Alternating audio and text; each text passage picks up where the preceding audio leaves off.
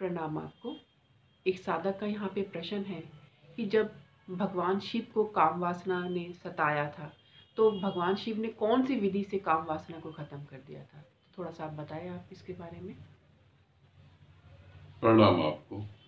पूछा है कि भगवान शिव के अंदर जब काम वासना जागृत हुई थी, कामदेव ने जब उनको तंग करा था, तो उन्होंने कामदेव को कैसे भस्म करा, किस विधि से भस्म कर दिया था, मतलब मिटा दिया था। मैं यहाँ सभी असत्य को जड़ से उखाड़ के फेंक देना चाहता हूँ। असत्य ठीक नहीं है, बहुत लोगों का जीवन खराब हो जाता है, और खास तौर की अध्यात्म में जहां आप चीजों को मानकर बैठ जाते हैं। किसी ने कह दिया और आपने मान लिया और आप बैठ गए, बस, और कुछ भी नहीं। किसी ने कह दिया कि हलवा पूड़ी खाने से पेट में ऐसा होता है, शरीर स्वस्थ हो जाता है, देसी घी पीने से ताकत आती है।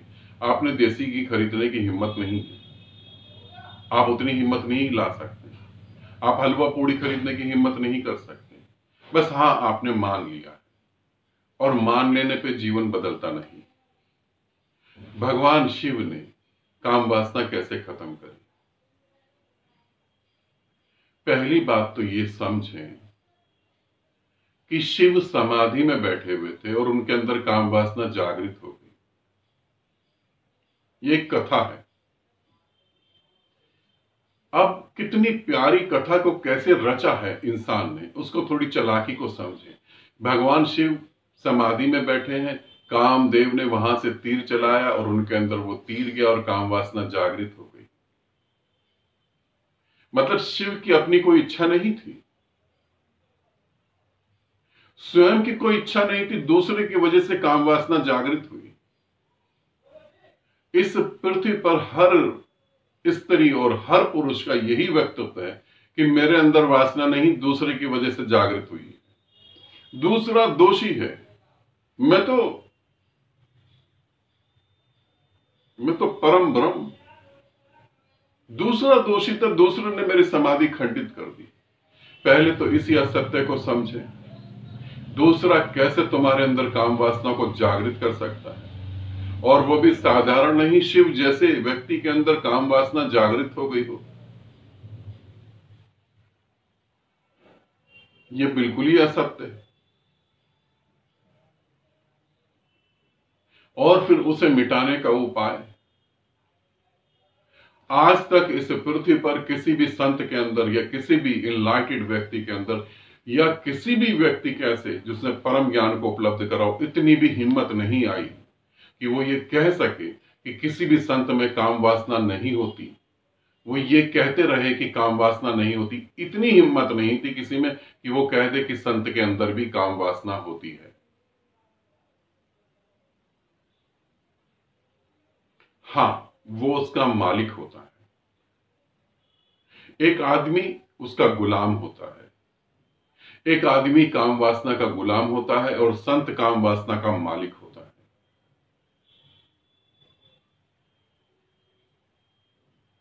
चाहे तो वो उसका इस्तेमाल करे, चाहे तो वो उसका इस्तेमाल ना करे।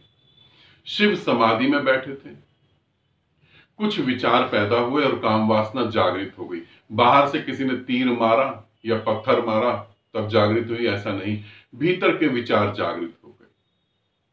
थर्ड आई पे ध्यान कर रहे थे, ध्यान केंद्रित नहीं हुआ, कुछ विचार चले। ये साधारणतः सभी साधकों के साथ जीवन में होता है। थर्ड आई पे ध्यान कर रहे हैं, कोई काम वासना का विचार चला, तो जितनी ऊर्जा थर्ड आई पे जा रही थी सारी काम वासना में उतर गई। काम वासना ज्यादा एक्टिव हो गई। अब फिर से थर्ड आई पे खूब मेहनत करी तो काम वासना खत्म हो गई। जितने साधक थर्ड आई पे मेहनत करते हैं वो ये पाते हैं कि नाभि में कुछ कूदता है, नाभि में कुछ कंपन होते हैं, नाभि से नीचे के सेंटरों में कुछ कंपन होते हैं, कुछ मेंढक जैसा कूदता है, कुछ हिलता है, वहां पर वाइब्रेशन होती है। जितने साधक थर्ड आई पे ध्यान करते हैं, जितने साधक थर्ड आई पे ध्यान करते हैं ठीक से, उनका यह अनुभव है कि हमारी नाभि और नाभि के नीचे कुछ चेंज होता है। वो ऊर्जा जो है थर्ड आई की तरफ गति करती है। काम वासना सभी में होती है, कोई मालिक है, कोई उसका गुलाम है। अब वो ऊर्जा थर्ड आई पे चली गई, वो वहां शांत पड़ी है और तुम आराम से जीवन को जी रहे हो। ये ऐसे ही समझो, कोई आदमी ऐसा कहे कि जो संतत्व को उपलब्ध हो जाता है, जो परमात्मा को उपलब्ध हो जाता है, उसके मुंह में लार नहीं बनती। जो इनलाइटेड हो जाता है उसको भूख नहीं लगती। जो इनलाइटेड हो जाता है उसे म्यूजिक सुनना अच्छा नहीं लगता।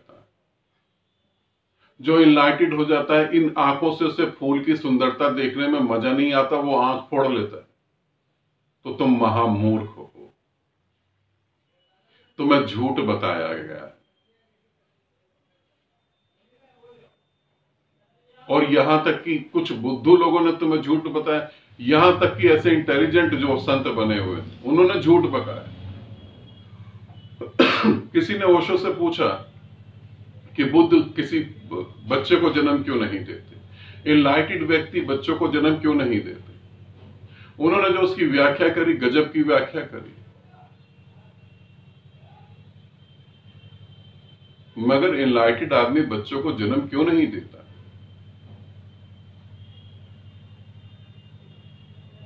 क्योंकि वो बच्चों की जिम्मेवारी नहीं उठा सकता।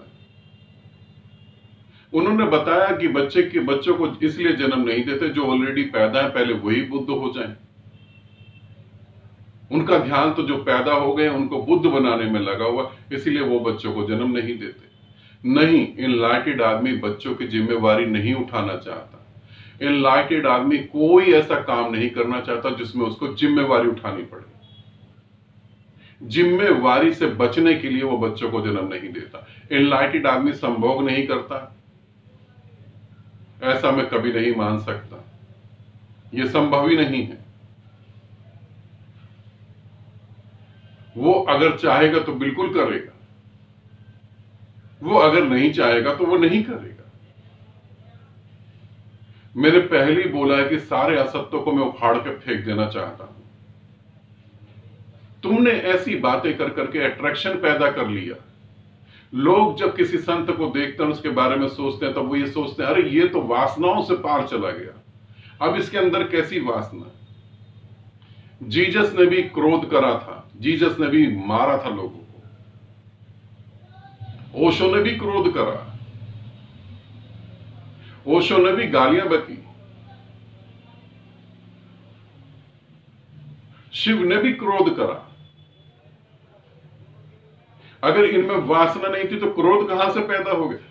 अच्छा सा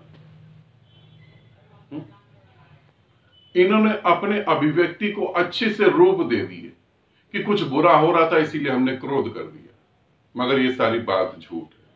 शिव के अंदर वासना जागी, कैसे जागी मैंने तुम्हें बताया। कोई बाहर से जगाने नहीं आया था, भीतर से थर्ड आई पर मेहनत करके वो वासना से ऊपर उठ गए, मगर वासना फिर भी रही।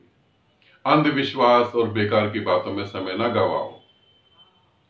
मैं तुम्हें शिव की कहानी नहीं सुना रहा, मेरा सारा प्रयास है कि तुम शिव हो जाओ, उसे समझो। ठीक है, आनंदित रहो, सदा खुश रहो। बहुत बहुत प्रेम आप सभी।